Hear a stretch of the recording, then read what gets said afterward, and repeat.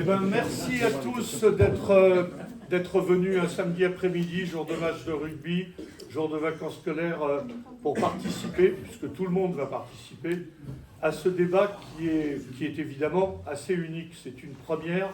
Vous avez déjà assisté à des débats politiques, vous avez déjà assisté à des débats qui opposent des clans, vous avez assisté à des débats qui opposent des hommes ou un homme et une femme. Peut-être vous n'aviez jamais assisté à un combat de titans comme celui que vous allez voir. C'est le débat entre deux générations. C'est un débat entre deux générations. Il s'est produit il y a 25 ans un événement dont personne ne se souvient, mais nous, les anciens, les seniors, les vieux, les boomers, nous en rêvions. C'était le passage à l'an 2000. On rêvait de ça quand on était gamin. On se disait, mais qu'est-ce qui va se passer en l'an 2000 ? Peut-être qu'un jour, on pourra, je ne sais pas, téléphoner en se regardant. Imaginez, peut-être qu'on pourra appuyer sur un bouton et avoir la réponse à toutes nos questions. Donc voilà, on rêvait. Je me souviens, je m'étais même dit, quand j'étais vraiment très gamin, peut-être qu'un jour on marchera sur la Lune. Ça n'a servi à rien. Mais on est passé à l'an 2000 et rien ne s'est passé. La Terre a continué à tourner. Sauf que, quelque temps après, on s'est aperçu que tout avait changé. Tout avait changé, les moyens de communication n'étaient plus les mêmes, les moyens d'avoir une réponse à une question n'étaient plus les mêmes, on n'allait plus chercher dans une encyclopédie, ouvrir notre culture en la lisant finalement de la première à la dernière page, on appuyait sur un bouton et on savait quelle était la partenaire de Marlon Brando dans le dernier tango, on savait quel était le joueur de football qui avait marqué le plus de buts pour le Real. Pour Saint-Brieuc, c'est une autre histoire. Donc tout a changé. On a changé de mode de communication, on a changé de mode de vie. On a forcément été dans une génération différente aujourd'hui de celle qu'on avait connue avant. D'ailleurs, on leur a donné un nom. On les a appelés les milléniums, puisqu'ils étaient nés après l'an 2000. Et nous, regardez-nous, on nous a appelés, c'est pas très flatteur, les boomers. On était nés dans le baby-boom. Et il y a eu cette expression qui a fleuri aux États-Unis. Quand on voulait nous faire fermer notre clapet, on nous disait « Ok, boomer ». Ce qui voulait dire « Bon, attends, t'es un ancien, t'es plus d'aujourd'hui, quoi. T'es complètement... » Et pourtant, certains se demandent « Est-ce que c'était mieux avant ?» Est-ce que c'était mieux avant ? Est-ce que cette société que nous avons connue, cette société qui, pour beaucoup, a connu son apogée en mai 68, a connu la liberté totale dans les années 70, a connu des changements fondamentaux dans les années 80, puis les Golden Boys dans les années 90, est-ce que c'était mieux que cette société où finalement, on peut avoir l'impression qu'il y a beaucoup plus d'interdictions, il y a beaucoup plus... de choses qui nous brident. Est-ce que c'était mieux avant ? Alors, surtout, ce soir, on ne va pas apporter de réponse à cette question. Parce que des réponses, il n'y en a pas. Il n'y en a pas. Savoir finalement si on était plus heureux ou moins heureux avant, c'est notre conviction intime, c'est notre conviction personnelle. Mais pour nous aider à y voir clair, j'ai demandé, et je voudrais que vous les applaudissiez, parce qu'en plus, ils ont fait l'effort de se déplacer à des moments qui n'étaient pas évidents pour eux. Nous avons 3 jeunes qui ont gagné pour le Rotary un concours d'éloquence. Et nous avons 2 seniors, boomers, vieux rotariens, qui ont fait leur preuve en matière d'éloquence au niveau de leur club, et qui vont discuter de cette question, est-ce que c'était mieux avant ? Par ordre d'âge inversé, j'appelle Léna Lemaire.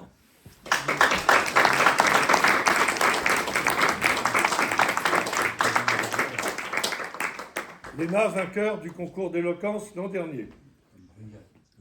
Puisque, de mon temps, on appelait les dames d'abord, j'appelle Pauline Sanzoum. Vainqueur du concours Une tête et 2 mains, il y a 1 an et demi. J'appelle Théophile Mingui.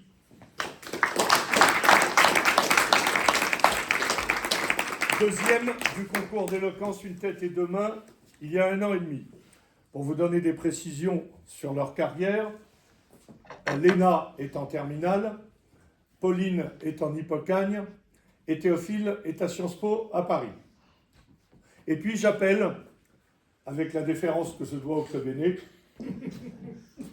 Jean-François.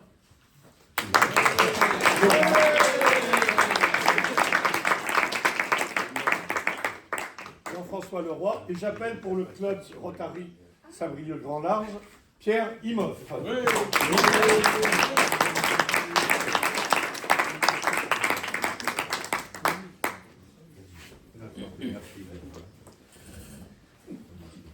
Alors, vous savez que l'émission est retransmise en direct sur France 3, sur France Bleu, etc., sur certaines radios.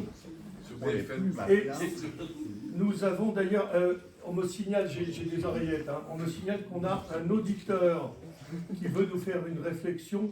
Alors, la question que je me posais sur est-ce que c'était mieux avant, était de savoir si finalement Joan Baez c'était mieux que Taylor Swift, si Laurent Voulzy c'était mieux que Stromae, si la Fiat 500 c'était mieux que la Dacia Spring, si Alain Souchon c'était mieux que Alain Souchon. Bon, lui il est intemporel, hein, il est à la fois dans l'ancienne et la nouvelle génération. Alors, je crois que nous avons une question, enfin une remarque d'un auditeur. Oui. Monsieur Alain Souchon qui veut nous dire quelques mots. Les yeux vers l'âge de 4-5 ans, on réalise un petit peu ce qui se passe autour de soi, on le voit. Et alors, moi j'ai aspecté les années 50 en effet. Évidemment, ça ne marche pas. C'était mieux avant.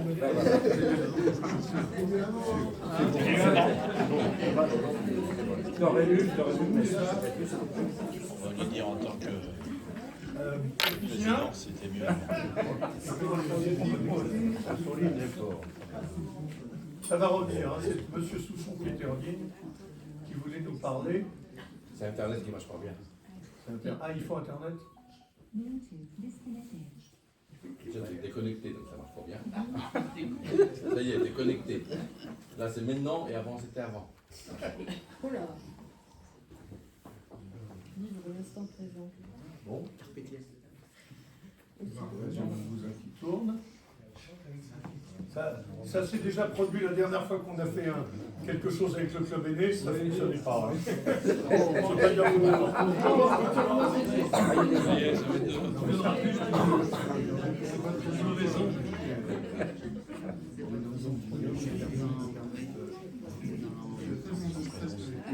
Bon voilà, donc je vais vous résumer ce que nous disait. Il nous disait que de son temps, non c'est vrai, c'était dans son dernier spectacle et j'ai bien aimé ses commentaires. Il nous disait qu'on se baladait et on pouvait se téléphoner. On pouvait se téléphoner même en sortant dans la rue. Il suffisait d'avoir un fil assez long. Alors les gens sortaient dans la rue et avec leur poste de téléphone et leur fil, et ils se téléphonaient les uns aux autres. Ils ne pouvaient pas aller très loin parce que le fil n'était pas très long. Mais voilà, donc déjà on se... Et puis quand on avait fini de se téléphoner, parce que parfois le fil était trop court, donc on posait le téléphone et on se rencontrait et on se parlait. On se parlait, ah tiens, toi aussi tu es en train de téléphoner? Bah oui, moi je suis en train de téléphoner, mais tu téléphones à qui? Bah, je te téléphone à toi. Ah bah écoute, c'est bien. Donc on se voit, donc on peut se parler. Donc aujourd'hui, on se parle moins, on se téléphone. Ça m'amène au premier sujet que je vous propose, qui est un peu la communication. Est-ce que la communication d'hier, est-ce que la communication d'aujourd'hui, elles sont différentes, mais est-ce que c'était mieux avant? Alors nous avons fait un tirage au sort, et c'est Théophile qui a gagné le droit de commencer sur ce thème, la communication. Ensuite, je vous laisserai libre des thèmes. J'interviendrai simplement pour, si on trouve une autre thématique qui peut être intéressante. Théophile, tu as la parole. Alors la communication, est-ce qu'elle était mieux avant? Si déjà on prend la différenciation que vous avez faite entre se téléphoner et se voir, on peut dire qu'aujourd'hui, d'une certaine manière, on se parlerait sans se voir. Alors est-ce que se parler sans se voir est quelque chose de mieux que de se parler en se voyant? Je pense qu'il y a là une vraie question. Parce que quand on se parle sans se voir, on a moins l'a priori de la personne. Il y a un petit mystère quand même, il y a un petit suspense de savoir est-ce que la personne elle rigole vraiment à notre blague ou est-ce qu'elle fait complètement semblant. Est-ce que je suis le seul à pleurer au bout du fil ou est-ce qu'on est deux à être en train de remplir le téléphone d'eau et de le faire complètement dysfonctionner?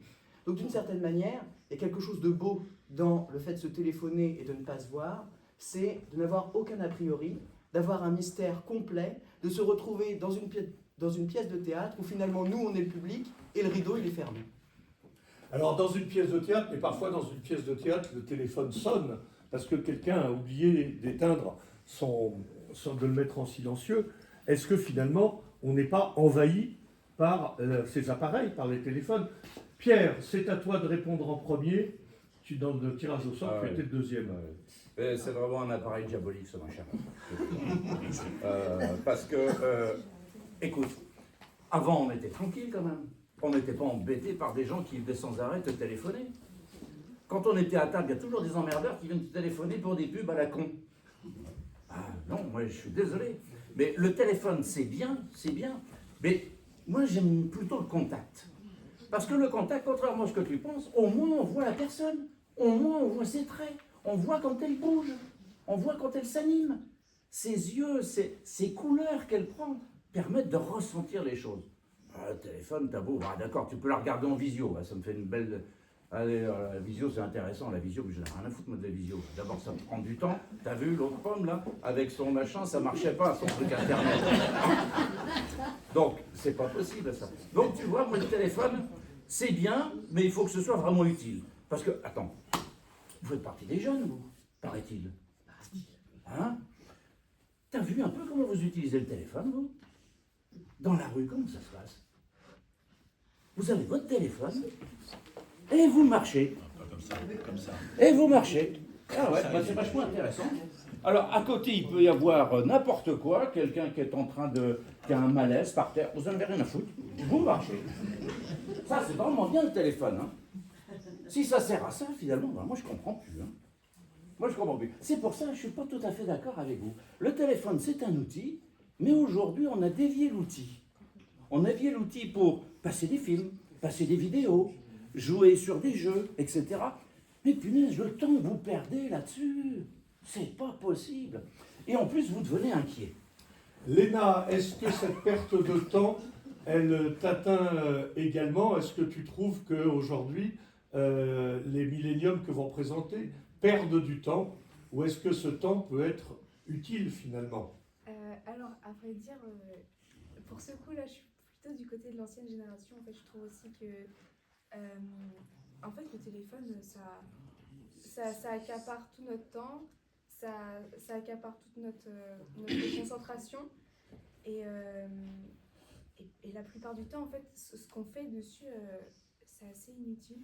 Alors, en fait, je trouve que c'est comme tous les sujets, il y a évidemment les points positifs et il y a aussi les points négatifs. Donc, par exemple, les points positifs du téléphone, on pourrait citer, je sais pas, un meilleur accès à l'information. Je veux dire, maintenant, il n'y a plus rien qui peut être caché ou qui peut passer, on va dire, sous les coupes de l'État ou de la politique. Maintenant, on peut être au courant de ce qui se passe, des conflits dans le monde dont on ne parle jamais. Mais du coup, évidemment, cet avantage il va avec un inconvénient qui est les fake news, la désinformation et la course au gros titre. Mais en fait, je pense que le problème avec le téléphone, en tout cas ce que vous soulevez, c'est l'usage qu'on en fait. Mais si on fait un usage intelligent du téléphone, si on s'en sert comme un moyen de s'informer, comme un moyen de communiquer avec ceux qu'on ne voit pas, alors à ce moment-là, pour moi, c'est un avantage. Si on s'en sert pour se cultiver, pour approfondir certains sujets dont on n'a pas l'accès. Par exemple, il y a plein de ressources en ligne comme, je sais pas, la BNF, comme des sites comme, je sais pas, Le Monde, Pierre L'Info, voilà exactement. Et il y a plein de sites qui nous permettent de traiter de n'importe quel sujet et une mondialisation des connaissances. Donc voilà, en fait le problème avec le téléphone c'est ce qu'on en fait, c'est pas scroller indéfiniment, mais c'est en faire une utilisation. Et scroller, ça veut dire quoi déjà? C'est un peu comme tourner une page. Ah, d'accord. C'est la muscu du On aura des traductions, hein, tout à l'heure on demandera les traductions. Mais puisque Léna a parlé d'information, je voudrais demander à Jean-François si l'information, j'ai vu qu'il était venu avec une tablette, un téléphone, c'est un peu bizarre d'ailleurs. Ça ressemble à mon GPS sur papier. J'ai un GPS sur papier, hein, c'est marqué Michelin dessus. Donc Jean-François, est-ce que l'information était mieux avant? Est-ce qu'elle était plus objective? Est-ce qu'elle était plus sérieuse? Comment pouvoir répondre à une question et un sujet aussi large par oui ou par non, sans débattre un peu quand même autour du sujet de ce qui était mieux avant? Je vois un peu les choses différemment, d'abord parce que vous avez pu remarquer que je suis le doyen de l'Assemblée et qu'à ce titre j'ai une certaine légitimité et je n'admettrai pas de remarques désobligeantes, évidemment, à mon endroit. Alors, je m'écarte évidemment peut-être du sujet on est dans la communication, mais il m'est venu deux ou trois choses à l'esprit quand je t'ai entendu parler du téléphone. On ne regarde plus les gens, le regard fuit. On n'est pas dans le même registre peut-être, mais quand je vais chez mon médecin aujourd'hui, mon médecin ne me regarde plus. Il regarde plus son écran et il a des raisons. Je suis aussi bien soigné. Et Dieu sait si on est mieux soigné aujourd'hui que nous étions dans le temps. C'est-à-dire, c'était pas mieux avant. Aujourd'hui, nous sommes mieux soignés. Ce qui me gêne dans la communication avec mon médecin, c'est de ne pas avoir son regard porté sur moi, beaucoup plus préoccupé, il a ses raisons, par son écran. Je continue sur ma diatribe sur ce sujet. Est-ce que c'était mieux avant? Moi, vous avez remarqué que je suis encore bel homme, que je suis intelligent, ça vous ne pouvez pas le savoir. Il ne faut pas tomber trop dans la subjectivité. La hantise, c'est de basculer dans la subjectivité quand il s'agit de débattre d'un sujet comme celui-là. Et quand je dis que je suis encore beau, j'étais encore plus beau avant. Avant, c'était encore mieux que je le suis aujourd'hui. Oui, évidemment. Est-ce que je peux dire sur ce constat encore que j'entendais mieux, je voyais mieux, donc c'était mieux avant, bien sûr. Mais aujourd'hui, il faut faire avec le poids des âges qui nous envahit, vivre avec ces nouvelles générations, tomber un peu dans la modernité. Nous n'avons plus le choix.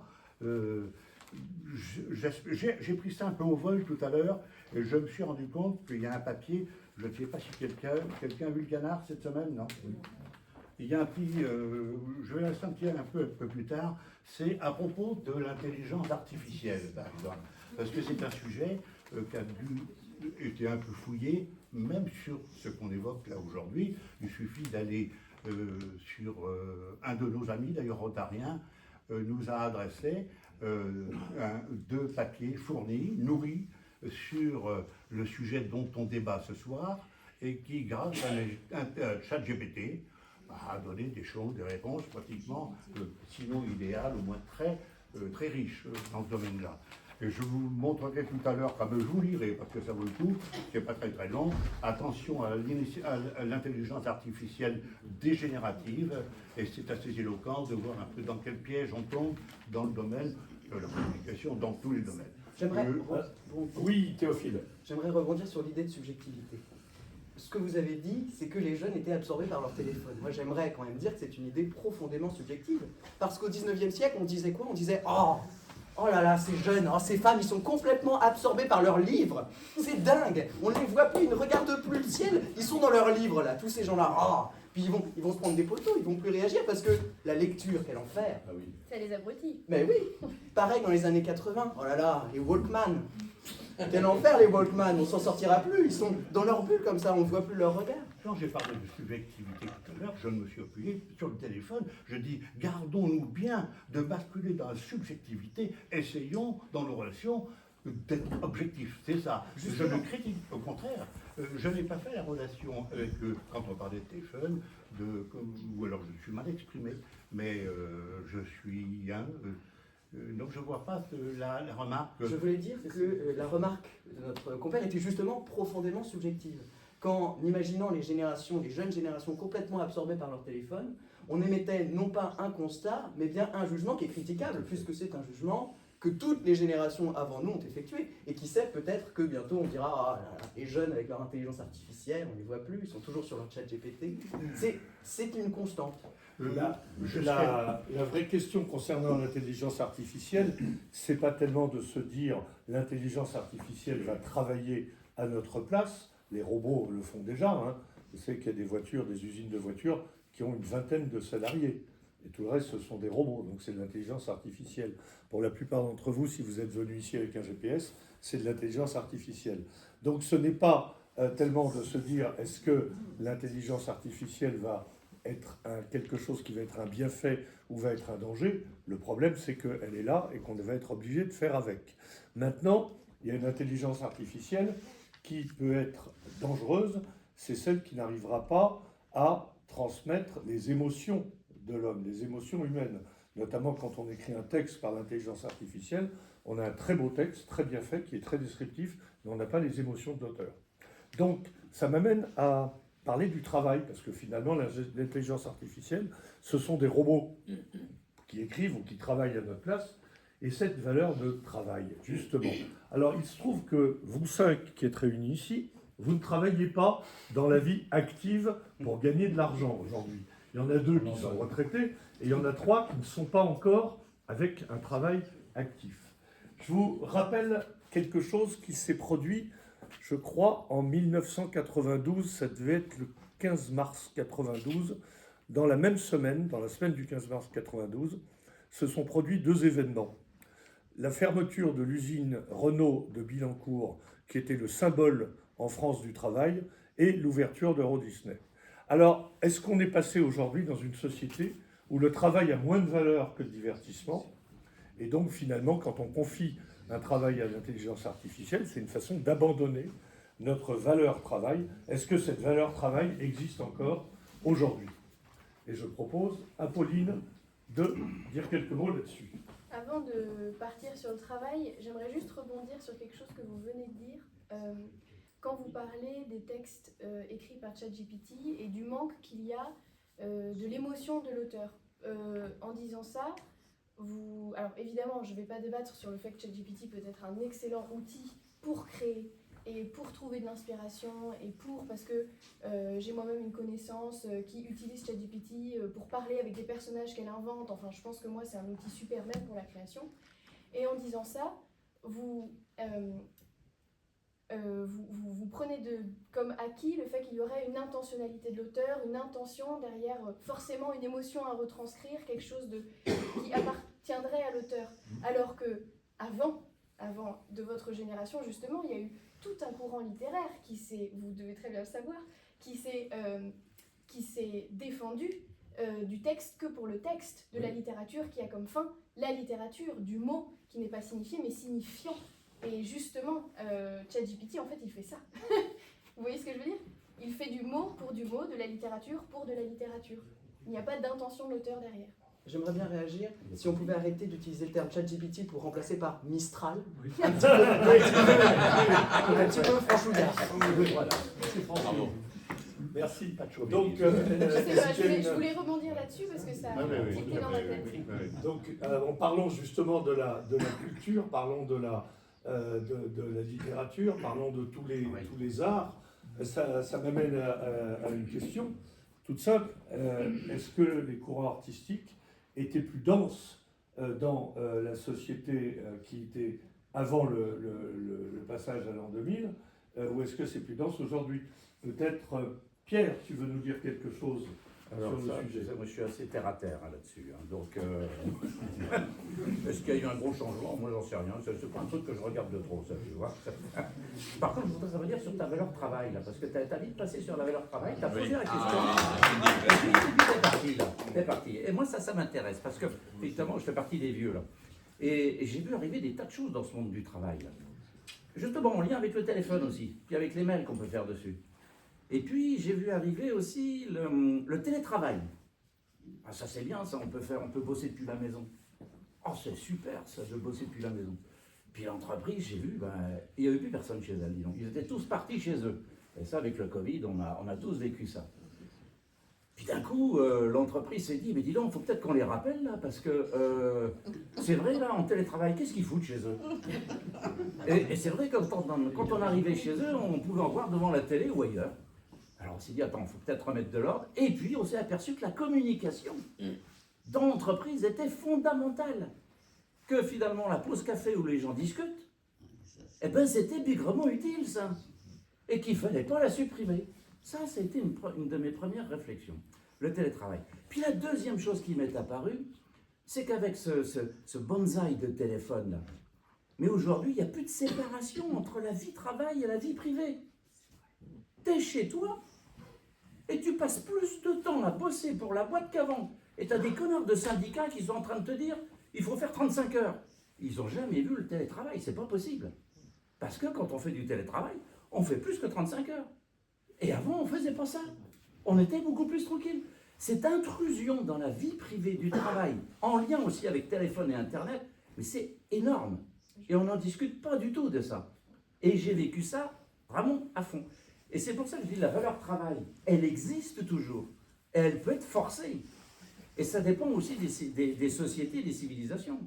C'est vrai qu'en France, bon, on essaye de mettre des barrières, parce qu'on est très procédurier, donc on va mettre des barrières, on va dire qu'il faut peut-être téléphoner après 9h, parce que sinon c'est pas bien, les ouvriers, ceux qui rédigent des choses, il ne faut pas les déranger. Mais si vous êtes aux États-Unis, ils n'en ont rien à foutre. Que vous soyez en vacances, que vous soyez finalement chez vous, en voyage, etc., 2 jours et 2 nuits, ils n'en ont rien à foutre. Quand ils nous envoient un mail, il faut répondre. C'est donc totalement différent de la valeur travail. Nous, on est dans notre cocon, là, où on dit, bah, c'était mieux avant. Bah oui, c'était mieux avant, parce qu'on n'était pas emmerdés. Je ne sais pas s'il y a vraiment une intrusion de la vie professionnelle dans la vie personnelle. Moi, je parlerais plus peut-être d'une volonté d'un rééquilibrage. C'est vrai que le travail, à l'époque, sa valeur, c'était... il y avait tout un aspect autour de la loyauté, un aspect autour de l'effort, c'était quelque chose... C'était une valeur centrale dans la vie. Tandis qu'aujourd'hui, on essaie de faire du travail une valeur bonus, quelque chose à côté de la vie personnelle, mais un équilibre entre les deux. Alors, je vois bien les défaillances qu'il peut y avoir avec le télétravail, mais je vois bien aussi que ça peut permettre un équilibre entre vie professionnelle et vie personnelle beaucoup plus important. Moi, dans ma famille, mes grands-parents, mes grands-pères ne se sont pas occupés de mes parents, par exemple, parce qu'ils étaient au travail toute la journée, parce que machin... Aujourd'hui, si un papa est en télétravail, il va pouvoir être beaucoup plus présent pour ses enfants, aller les chercher à la sortie de l'école. Et au-delà du télétravail, c'est vrai que ce rééquilibrage qui s'opère avec la semaine de 35 heures, tout ça, ça permet aussi aux parents d'être plus présents, d'être plus là, que le travail soit moins une valeur centrale. La valeur centrale, c'est peut-être plus le bien-être ou l'harmonie, ou je sais pas. Mais avant, je vivais bien, moi. J'étais bien, je me sentais bien. Mais oui, bah ça c'est...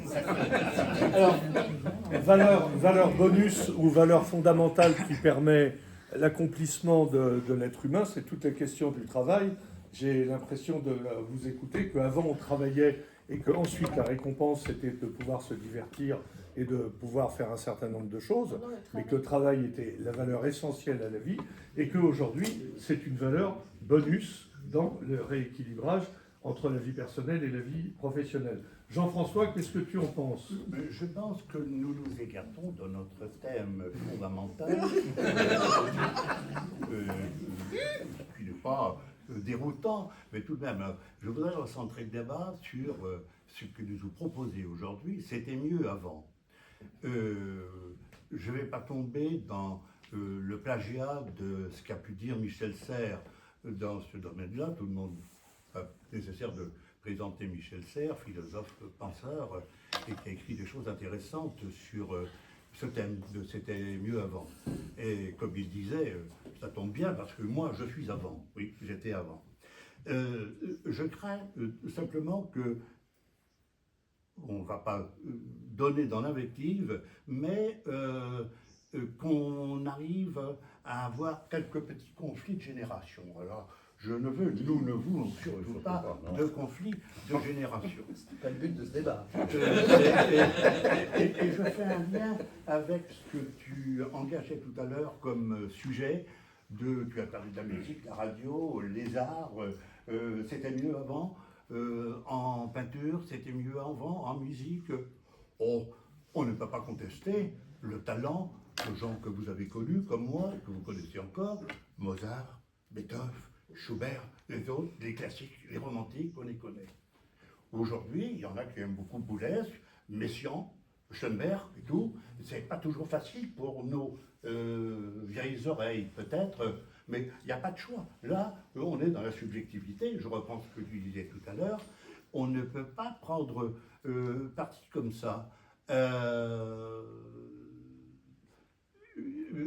Je suis passionné de musique et j'ai beaucoup d'intérêt pour la variété française.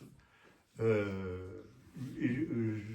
suis attentif à ce qui se fait actuellement chez les jeunes talents qui ont repris parfois quelques standards d'autres. Alors je vais parler de Souchon, qui est incontestable également, mais j'aimais bien un gars comme Nino Ferrer.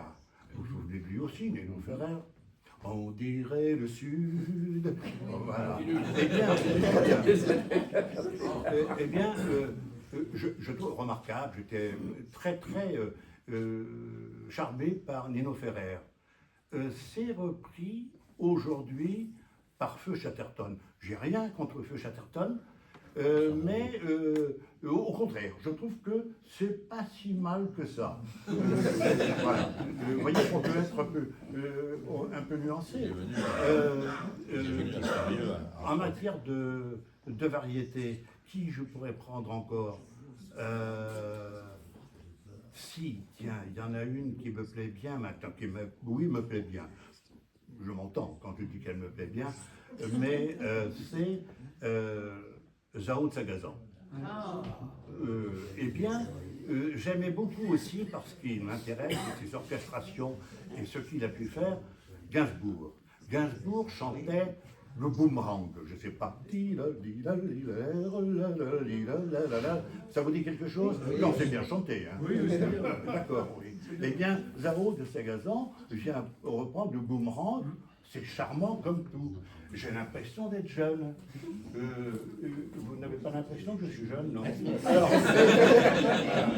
Alors c'est vrai qu'on je suis peut-être écarté un peu.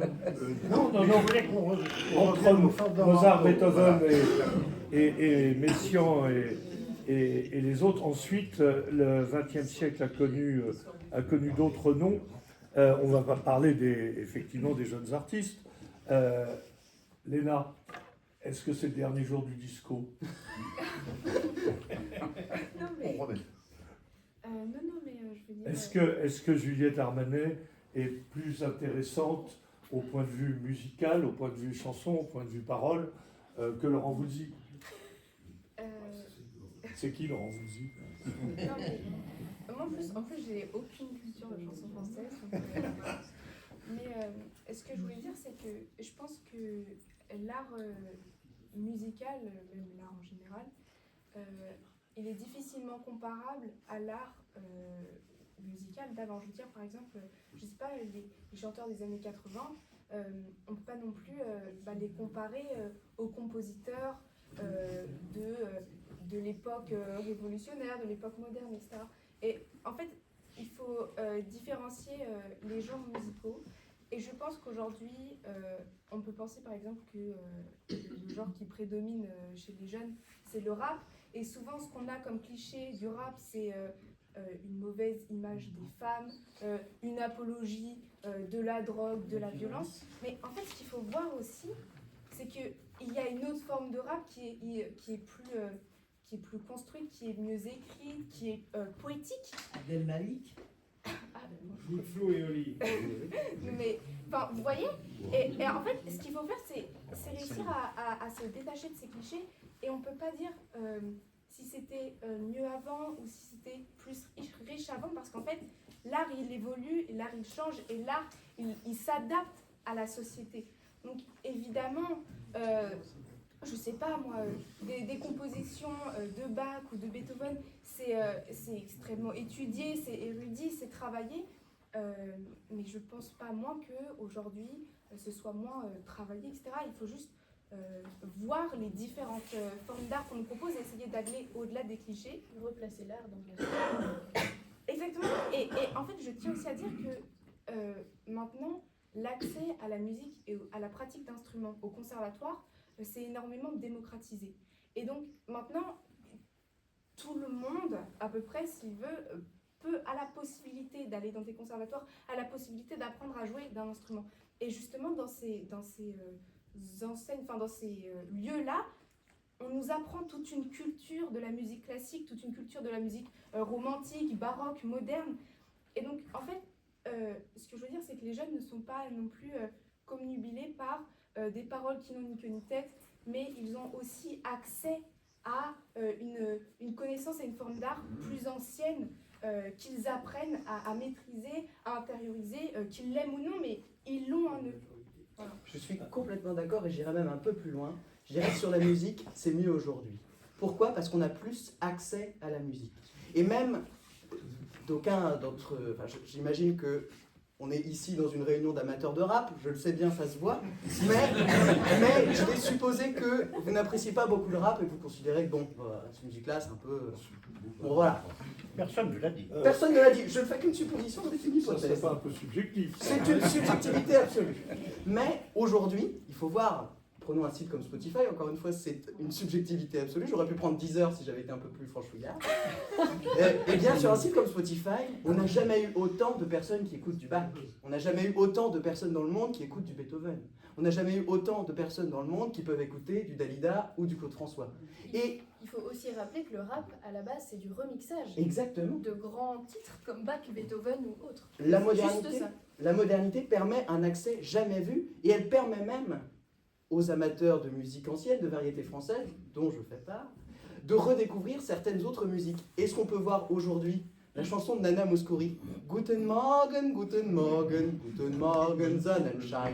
Je ne connais plus le nom en français, mais je sais que quand tu chantes,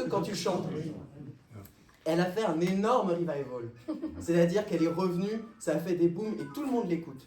Comme quoi, aujourd'hui, la modernité permet de concilier et des musiques nouvelles que certains apprécient, que d'autres apprécient moins, mais aussi de faire revenir des musiques qui n'avaient peut-être pas été appréciées à leur juste valeur en leur temps. C'était un peu subjectif sa réaction parce qu'il y a un membre de notre club du Rotary qui a 65 ans qui a composé un rap il n'y a pas très longtemps. Mais il vous le chantera tout à l'heure. Qu'une hypothèse. Mais tu dis pardon. Ah, pardon. Asia. Pour faire court, on pourrait dire qu'aujourd'hui, la musique est démocratisée. Oui. Oui, on peut synthétiser. On peut même faire quand on court, est c'est vieux, vrai. hein. Je n'ai pas l'esprit de synthèse. Il y a un truc aussi que je pourrais dire là, c'est que tout à l'heure on parle si c'était mieux avant, etc. Parce qu'il faut redire quand même mon thème, est-ce que c'était mieux avant? Quand vous allez en boîte de nuit là aujourd'hui, quand vous allez danser là, quelles sont les musiques? Attends, quelles sont les musiques? Oui, oui. Quelles sont les musiques qui marchent le plus? Le disque C'est les musiques des années 80. Très précisément, c'est à ça que je voulais en venir en citant Juliette Armanet Ça, c'est pas tout à l'heure. forcément vrai. Il y a eu un grand débat l'an Non, mais dernier, à mon grand Pas les meilleurs. une grande engueulade entre Juliette Ça permet de Armanet et danser. Michel Sardou, Ah oui. où elle a dit que Connemara était la chanson la plus ringarde de l'histoire, et Sardou, évidemment, l'a très très mal pris. Il faut voir Elle ce que était- Sardou avait dit avant Ouais, c'est aussi ce que à j'ai- Juliette Armanet. Ah, Parce que Il n'a pas sa langue dans sa Parce poche. que ça roupait aussi. bon. On retourne dans l'invective. Connemara ou le dernier jour du disco? Attention. Non, Joker. Mais là, c'est subjectif cette question. Ça, j'aime. Je dis simplement ce que disait Théophile tout à l'heure. Il l'a dit plus brillamment que je l'aurais fait, mais quand je parlais tout à l'heure de Sagazan et de Feu Chatterton, il n'y a pas d'écart d'analyse entre nos points de vue différents, parce que si j'avais votre âge, je serais comme vous. Et si vous aviez mon âge, vous réagiriez comme moi. C'est trop facile de dire, mais nous avons été ce que vous fûtes. Non, vous avez été ce que nous fûmes, et vous serez ce que nous sommes. C'est des chansons, c'est Brassens qui l'a vu autrement. Entendons-nous nous sommes sûrs de pouvoir avoir une certaine harmonie. Alors, évidemment, derrière ça, quand vous parlez de musique en général, je reviens à la variété, c'est peut-être un peu plus difficile à encaisser. Le rap, j'essaie, je rame. J'essaie de me laisser séduire, j'essaie. On est deux. Voilà, oui, mais j'y arriverai peut-être, mais je ne suis pas encore. Mais je fais des efforts. En parlant d'harmonie, et ce qui est super avec la culture et avec la musique et avec l'art en général, c'est que quelle que soit la génération et l'endroit dans lequel on est de l'histoire, il y a toujours, par exemple, la génération des gens qui étaient jeunes dans les années 90 ont beaucoup appris la guitare en autodidacte. Aujourd'hui, et ils étaient passionnés de rock. Oui. Et ben ma génération, ils sont passionnés de rap et ils apprennent en autodidacte à composer des prods, on appelle ça, à composer des musiques sur lesquelles ils peuvent chanter après, et ils sont pareil, exactement de la même façon, tout seuls dans leur chambre, en train d'apprendre à jouer d'un instrument. L'IA aide beaucoup. L'intelligence artificielle aide beaucoup. Elle peut composer plein de choses. Ah oui, bah, et là, des harmonies, et des orchestrations et tout, à partir d'intelligence Là, moi, artificielle. je parle de jeunes qui apprennent vraiment. La conclusion, Si je résume un peu ce que vous venez de dire tous, il y a une grande caractéristique des temps d'aujourd'hui, c'est que la culture vient à nous beaucoup plus facilement, beaucoup plus démocratiquement, par différents canaux, et ça c'est grâce aux nouvelles technologies. Du temps des anciens, on allait à la bibliothèque, il fallait marcher. Quand elle était ouverte. Peut-être que c'est aussi en lien aussi avec le travail, on a plus de temps aussi pour On avoir... arrivait, elle était en grève. Voilà. Véridique. Est-ce que l'accès à la culture, ou à l'époque de notre génération, nous cherchions ce que nous voulions trouver, et aujourd'hui, ça vous arrive dessus, simplement en appuyant sur un bouton, et parfois, je ne veux pas dire contre votre gré, mais d'une façon beaucoup plus offerte. Est-ce que finalement, qu'est-ce qui était mieux? Est-ce que c'était mieux d'aller dans la bibliothèque du grand-père, de trouver des Rougon-Macquart et de se passionner pour Émile Zola? Pierre? Je dirais que aujourd'hui, on reçoit. On est passif. Hein, et on n'a pas besoin de chercher, on est passif. D'ailleurs, c'est ce qui se passe dans les écoles. On est passif, les élèves sont passifs, ils reçoivent. Est-ce que tu dis aujourd'hui... on se calme. Attends. Le rôle d'un prof, c'est de faire travailler les élèves. Mais toi, prends ton compte rendu.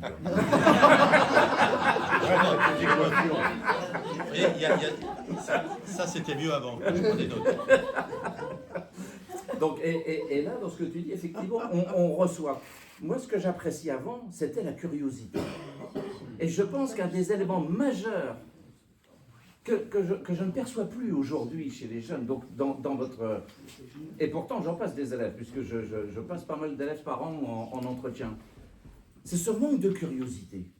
Et nous avions cette curiosité. Alors, c'est vrai, il fallait le découvrir. Il fallait aller ouvrir des choses, ouvrir des bouquins, discuter avec des gens. Savoir, tiens, il y a un truc intéressant qui s'est passé là, tu peux...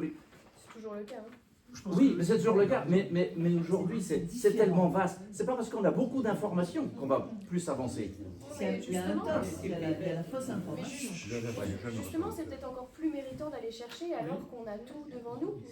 Ah, mais je sais pas si c'est plus méritant d'être curieux que Justement, d'avoir... la curiosité est peut-être encore plus forte quand on a la possibilité d'avoir tout.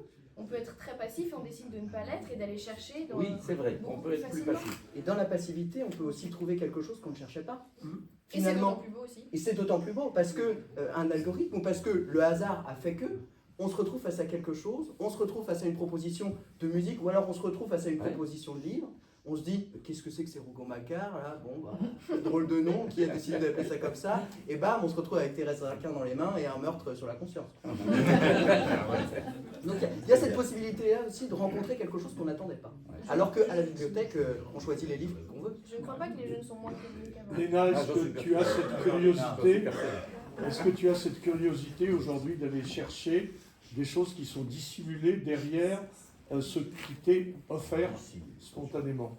Alors oui, moi je suis extrêmement curieuse, mais ce que je voulais dire, en fait je pense que que la curiosité, c'est aussi une question de personnalité, que ce soit à notre époque ou avant. Je veux dire, avant, il y avait plein de personnes qui non plus ne voulaient pas aller chercher plus loin, ne voulaient pas se déplacer. Voilà. Donc, en fait, des gens qui faisaient pas d'études. à notre époque, on a encore plus les moyens de développer cette culture, de développer cette curiosité. Donc, si initialement on est curieux, on s'enrichit d'autant plus aujourd'hui. Donc c'est pour ça que, en fait, la curiosité, c'est une question de tempérament, c'est une question d'attitude, d'éducation, d'environnement. Et justement, aujourd'hui, on a cette capacité, si on est curieux, on peut réussir à s'élever et à apprendre encore mieux, gratuitement, plus facilement qu'avant, où avant, être curieux ne suffisait pas parce qu'il fallait aussi avoir, je sais pas, les moyens d'acheter, les moyens d'accès, les moyens de se déplacer. Oui, et puis une famille, un environnement qui te pousse à aller chercher. Parce que la bibliothèque, il fallait quand même se coltiner le formulaire d'adhésion. Et oui, c'est vrai, oui. On ne savait pas toujours remplir. On n'avait pas Internet pour le remplir. Ça m'amène à... On arrive bientôt à la fin de ce débat. Moi, j'aimerais qu'il dure toute la nuit, tellement c'est passionnant. Et il y a une question quand même que je me pose. Si j'entends les jeunes d'aujourd'hui, ben vous avez cette culture qui vous vient. Le travail est plus considéré comme un bonus qui vous permet d'équilibrer votre vie professionnelle et votre vie personnelle. Les relations humaines, finalement, elles ne sont pas du tout gâchées par le téléphone portable, par le numérique, etc. Moi, je pense que... moi, si, je pense que si. Si. Je pense qu'avec nos téléphones portables, on est plus seul que jamais. Enfin, moi, je veux dire, il y a... Non, mais évidemment, il y a des points positifs, il y a des points négatifs, mais en fait, on est tous interconnectés. Mais je veux dire, une fois que l'écran s'éteint, on reste tout seul. Et on est, par exemple, je sais pas, imaginons, on est tous dans le bus, chacun en train de parler à quelqu'un, mais en fait, je veux dire, les personnes du bus ne sont pas ensemble. On n'est pas ensemble dans le moment présent. Et évidemment, ça peut avoir des avantages, on en a parlé un peu plus tôt, de contacter des personnes qui ne sont pas là directement avec nous, mais à l'excès, moi je pense que ça creuse d'autant plus le fossé entre les générations. Et puis, je sais pas, j'ai l'impression qu'on est plus timide, plus renfermé. À travers les écrans, en fait, il peut se passer tellement de choses. Je veux dire, on ose plus facilement envoyer un message à quelqu'un, on ose plus facilement l'aborder, parce que c'est par écran, parce qu'on n'a pas la responsabilité directe, on n'a pas peut-être le petit stress de parler à la personne qu'on ne connaît pas, etc. Et donc, c'est pour ça que moi, je trouve que, dans un certain sens, ça casse aussi un peu les relations sociales. N'oubliez pas que quand vous mettez un écran solaire, c'est quelque chose qui vous protège. L'écran est là aussi à cette fonction de vous protéger de l'être humain qui n'est pas en face de vous. Donc la question que je vais poser à Jean-François, c'est finalement, est-ce que les relations humaines, à la lumière de ce que dit Léna, ont moins de sincérité aujourd'hui qu'hier? Non, je ne dirais pas ça. Il y a quelque chose qui m'agace dans ce que disent les jeunes, c'est qu'ils parlent comme mes petits-enfants. Bon, ils sont assez synchro. Non, voilà. Il y a peut-être une raison, hein. Mais d'abord parce que je les aime viscéralement, et en plus ils ne sont pas cons, et ils m'apprennent des choses. Alors ils ont la sagesse, la gentillesse qui dit que, après tout, nous apportons aussi notre contribution. Mais c'est intéressant, mais ça me réjouit parce que vous nous apprenez des choses. Je voulais quand même ajouter qu'on s'écarte à nouveau de la phrase titre. Est-ce que c'était mieux avant? Vous voulez bien qu'on revienne quelques secondes, bon, c'était mieux avant. Est-ce que Moi, votre débat, ce serait je justement s'en suis... éloigner? Je suis pas là dans une protestation contre ce débat. Je viens de la campagne, ça se voit comme ça. Et quand j'étais jeune, dans ma campagne morbihannaise, on voyait des bosquets, on voyait des talus, on voyait des arbres un peu partout. Et puis, l'aménagement du territoire et toute la modernité des années 50 et 60, on fait tout, on a rasé tout cela. Et puis zut, on ne s'est pas aperçu que quand il pleut beaucoup, eh bien, on ne retient plus rien. Et là, incontestablement, Et là, c'est pas subjectif, c'est objectif. C'était mieux avant. Quand vous voyez autour de nos villes, toujours, c'était mieux avant. Oui, parce que dans les zones commerciales aujourd'hui où on a artificialisé tous les sols, eh bien, il y avait des champs, il y avait des choses. Peut-être que notre société consumériste n'y trouverait pas son compte aujourd'hui, mais quel bonheur on pouvait avoir. Mais simplement, je serais moins... mon réfrigérateur et mon congélateur ne seraient peut-être pas gardés comme ils le sont aujourd'hui, etc. Donc on peut longtemps discuter. Je crois que nos intelligences respectives, surtout nous, les anciens, non, on n'est pas plus intelligents en fin de compte, mais on semble être plus intelligents. C'est pas vrai du tout d'ailleurs, en ce qui me concerne. Moi je suis intelligent, mais je n'ai pas l'air. Et Pierre, non mais c'est vrai. Et Pierre, toi, tu n'es pas forcément intelligent, mais tu en as l'air aussi. Non, là je déconne. Et je m'écarte du sujet pour autant. Donc, mon temps de parole, je le coupe là. Alors, heureusement, la dernière question, c'est de savoir si cette évolution que nous décrivent avec beaucoup de pugnacité les jeunes, et qui finalement est plutôt favorable, n'a pas nui, cette progression des techniques et tout, n'a pas nui à la planète. Finalement, est-ce que c'était mieux avant du point de vue de l'écologie, du point de vue de la planète? Alors je ne veux pas simplement qu'on limite cette question aux émissions de gaz à effet de serre, mais est-ce qu'on vit mieux sur la planète? Est-ce que la planète va mieux aujourd'hui ou il y a 50 ans? On y va mieux, ça c'est sûr, parce qu'il y a beaucoup moins de guerres, il y a beaucoup moins de conflits.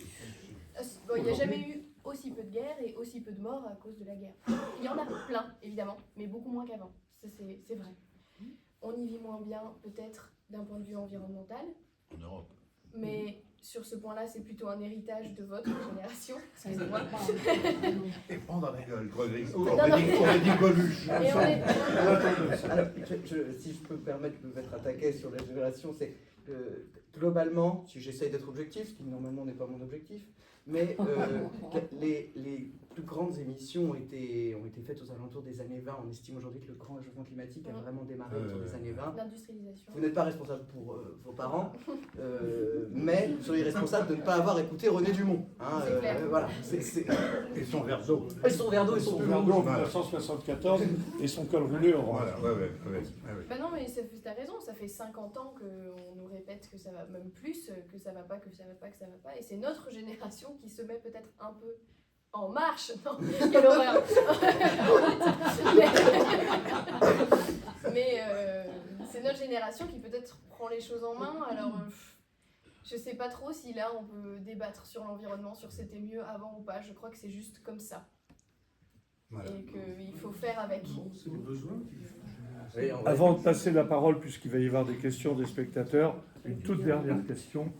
Est-ce que on était plus heureux avant? Est-ce que vous êtes heureux aujourd'hui?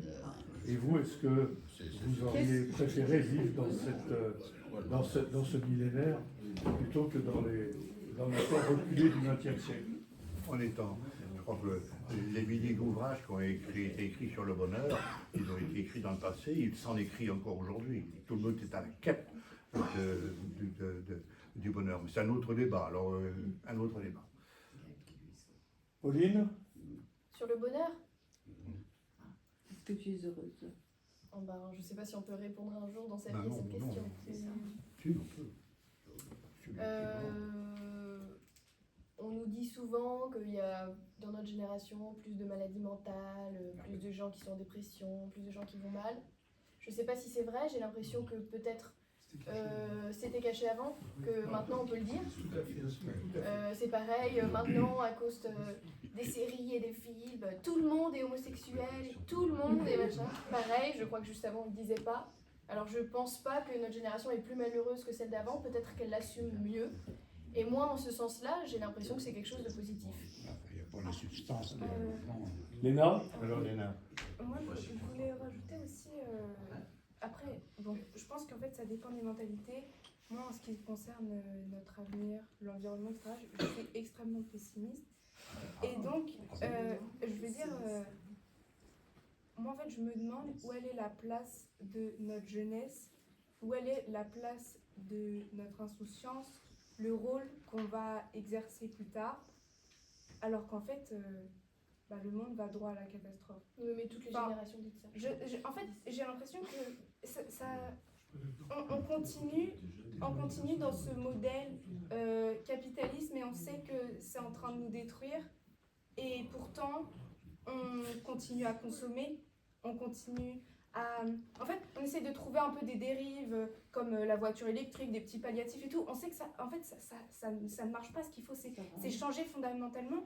Et donc, en tout cas, là, du coup, je parle d'un point de vue strictement subjectif et je ne peux pas parler au nom de toute ma génération, évidemment. Mais en tout cas, moi, je me pose la question de ma place, de mon utilité dans, en fait, ce monde où j'estime, en fait, qui court à sa perte. Voilà. Donc, oui, non, je suis extrêmement pessimiste après. Mais voilà, c'est pour ça que... Voilà, peut-être que si les jeunes aujourd'hui vont mal, c'est parce qu'ils se demandent en fait si ils ont un avenir, s'il y a un lendemain. Voilà. Pauline. J'arrête de parler après, mais c'est juste, je trouve que cette vision-là, c'est une vision. J'étudie ça en ce moment, donc c'est peut-être pour ça que ça me vient. J'ai l'impression que ta vision, c'est une vision très occidentale, d'un monde qui a une histoire linéaire, qui soit va vers le haut, soit va vers le bas. Moi, j'aimerais bien revisiter l'histoire de l'humanité d'une vision moins occidentalo-centrée, peut-être plus en cycle. La pensée chinoise, par exemple, elle voit l'histoire de l'humanité comme un cycle. Alors oui, il y a des moments où tu es en bas du rond et où ça va pas, mais ça veut pas dire que ça va revenir après. En effet, il y a toute une hypocrisie autour, il y a tout le greenwashing, toute cette idée des énergies renouvelables qu'il faut mettre en avant, qui en fait polluent tout autant. Tout ça, évidemment, il y a plein de choses qui ne vont pas. Mais il y a aussi plein de choses qu'on fait, qu'on n'a jamais fait avant. Il y a plein de mouvements qui se mettent, notamment grâce aux réseaux sociaux d'ailleurs, qui se mettent en route. Il y a plein de gens moi, j'ai très très peu de gens dans mon entourage qui font pas les petits gestes écologiques du quotidien. Et mine de rien, c'est quand même pas rien.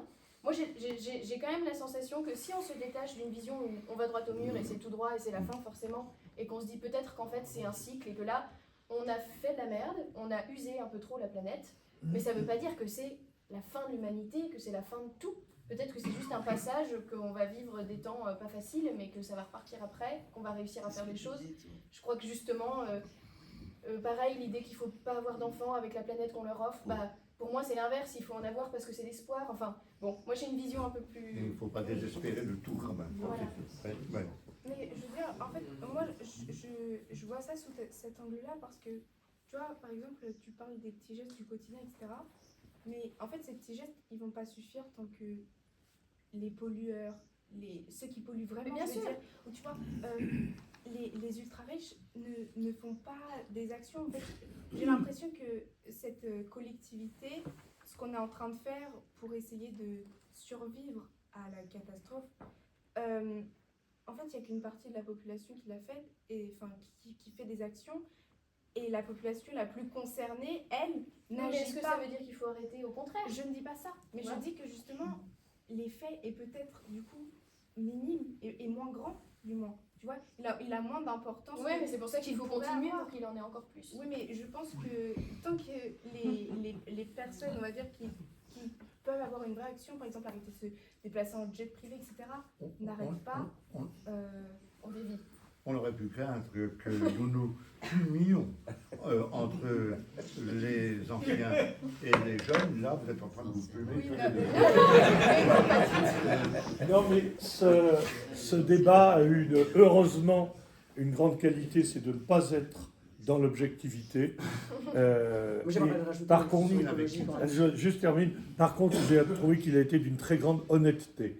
Théophile. Sur l'écologie, si j'essaye d'apporter une vision un peu plus conciliatrice, je dirais qu'il y a autant une éco-anxiété qui est très forte dans notre génération d'une responsabilité face à l'action de ce que l'on voit arriver. Ça, c'est sûr qu'il y a une grosse éco-anxiété, qu'il y a une force de mobilisation.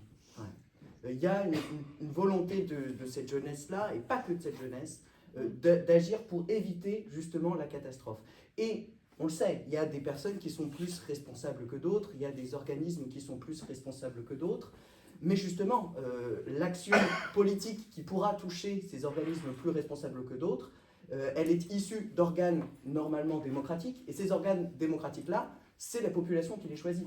Alors il s'agirait plutôt que dans cette lutte pour sauver la planète, dans cette lutte pour ralentir les conséquences de tout ce qu'on a pu créer en le sachant ou en le sachant un peu moins bien ou en se fermant les yeux soi-même, que ce soit une unité des générations justement là, pour choisir eux-mêmes des personnels politiques, parce que ce sont eux qui ont la plus grande manette sur les plus gros pollueurs, qui agiront pour enfin régler les situations. Ça demande une unité quand même.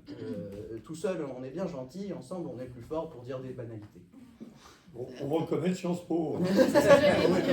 Alors, on va passer à quelques questions du public. André.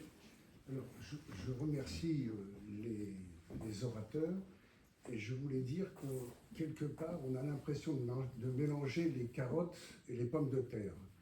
Et le sujet, c'est une question de vécu. Comment peut-on comparer le vécu des vieux et le vécu des jeunes?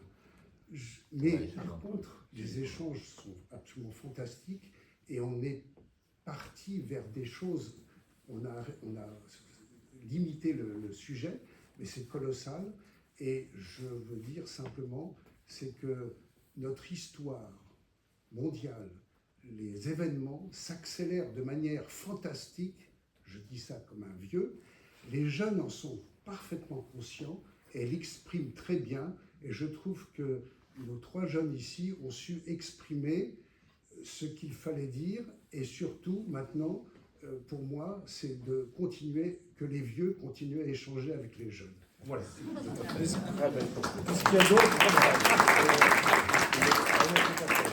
qu'il y a d'autres questions, interventions, remarques que vous voulez faire? Yves. Sur le débat passionnant. Et en fait, sur le dernier table, il y a un élément que vous avez touché du doigt, c'est l'insouciance. Et je pense que là, on a touché, alors, sans doute pas une réponse, en philosophie, il n'y a jamais de réponse, mais la notion d'insouciance. Et je pense que, moi, ma génération, et je pense que celle d'avant, on avait une forme d'insouciance quand on était jeune. Il y avait des questions qu'on ne se posait pas sur l'avenir de notre monde. On était dans un monde d'après-guerre. Et je pense qu'effectivement, les générations d'aujourd'hui, on a un questionnement sur l'insouciance. En fait, il n'y a plus l'insouciance, et les questions pragmatiques de questions de notre monde et où il va, et en gros personne ne l'arrête et on est devenu un peu fou. C'est vrai que je trouve le débat très intéressant sur ce point. Est-ce qu'il y a d'autres questions? Est-ce que d'autres voulaient intervenir? Moi, ce qui m'a beaucoup plu, c'est la curiosité. Oui. Et je pense qu'à l'heure actuelle, c'est beaucoup mieux. La curiosité est plus exaltée, plus forte, avec justement notre outil, le téléphone, l'Internet. Moi, j'ai eu la chance de faire la musique, du conservatoire. Et quand je vois maintenant à quoi j'ai accès grâce à mon téléphone, j'ai pas Spotify, Deezer, j'ai Cobuzz, qui est bien français, complètement français, Théophile, et je trouve ça fantastique. Et ça, ma curiosité, elle part en tous les sens, parce qu'on va chercher des choses, on a accès à des choses que quand on allait à la bibliothèque ou au conservatoire, non, si, on avait le savoir de nos anciens, comme on dit, c'est-à-dire nos professeurs, qui eux nous apportaient quelque chose. Mais avec cet outil qu'on a là, fantastique, la curiosité, c'est exact. Alors, une petite boutade, mais tu compliras. Oui. 10 secondes. Alors, vas-y. Jean-François. Non. 10 secondes, alors évidemment, ceux qui me connaissent, François, tu crois que ça va durer 20 secondes? Je trouve qu'on est passé vite sur la valeur travail.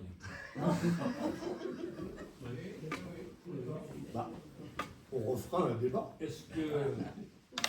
Alors, on travaille moins qu'avant, ça c'est évident. Est-ce qu'on est plus heureux parce qu'on travaille moins? C'est certain que non. Si on était plus heureux en travaillant moins, les fonctionnaires seraient plus heureux. Et c'est pas le cas. Ça sera un autre débat. C'était mieux avant. Moi j'ai vu un changement radical quand on est passé aux 35 heures. On aurait dû être mieux. Là c'était le contraire. La valeur loisir est passée devant la valeur travail. Je ne dis pas que c'est mal, mais ça n'a pas arrangé les choses. et autre chose. Ouais, pour qui C'était moins bien pour qui quand, Pour les salariés surtout. Les salariés, ça a été. Enfin, je ne parle pas de. En général, je parle que du bâtiment. Mais ça a été net, mais très très net. En un an de temps, les salariés venaient au travail la fleur au fusil, et en un an de temps, eh ben, c'était préparer les week-ends de 3 jours, etc. Enfin, dis donc, il y a eu un changement, mais radical. Ils ont gagné de l'espérance de vie. ils se sont investis ailleurs. Ils se sont investis Oui, notamment mais- dans leur oui, famille, mais avec ils leurs sont enfants. plus malheureux. Évidemment, il y a une pluralité de facteurs, mais ça. Ils sont beaucoup plus malheureux quand ils sont au travail. Ça, on l'a constaté. En tout cas, ça prouve deux choses. Bah, Il parce qu'ils ont faudra réalisé que- réorganiser d'autres débats de ce type. Non, rien. Vas-y, Non, c'est pas grave. Non, mais j'allais juste dire qu'ils étaient peut-être moins heureux quand ils allaient au travail parce qu'ils ont réalisé que c'était pas le travail qui les rendait heureux, justement. Donc, Françoise. Ça va pas non plus. Moi, je ne vais pas leur parler du travail. Et je trouve que vous êtes une jeunesse admirable. Parce que c'est vrai que souvent, les jeunes, on les perçoit, nous les vieux, comme pas comme nous, pas comme. Vous êtes rassurants. Voilà. Quand vous débattez comme ça, on se dit qu'il y a de l'avenir. Peut-être même pour la planète. Ils ne sont pas représentatifs. Oui, voilà. Non, mais enfin, il y en a qui sont représentatifs. Donc, Alors, pour conclure, la parole au doyen. Pardon. Poser une question. Mais nous, on a fait 68.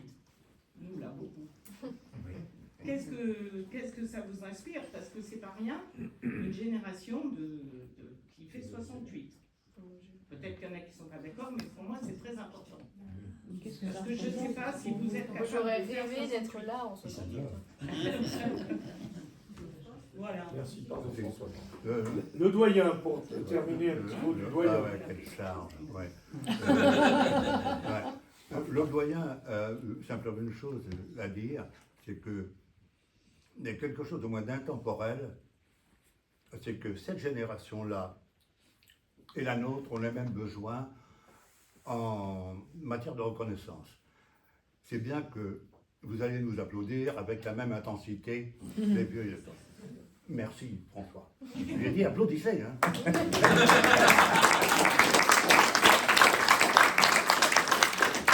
Alors, ça, c'était les petits applaudissements. C'était les petits applaudissements pour les seniors, hein. On a bien compris. Maintenant, des gros applaudissements pour nos jeunes.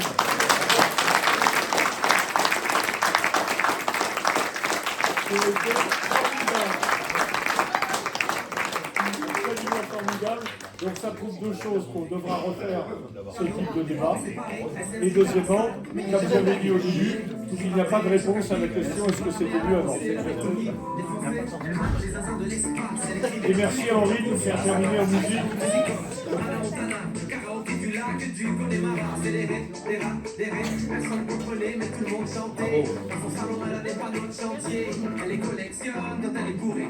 Je vous parle d'un temps que les moins de 20 ans ne peuvent pas connaître. Je vous parle d'un temps que les moins de 20 ans, c'était mieux avant.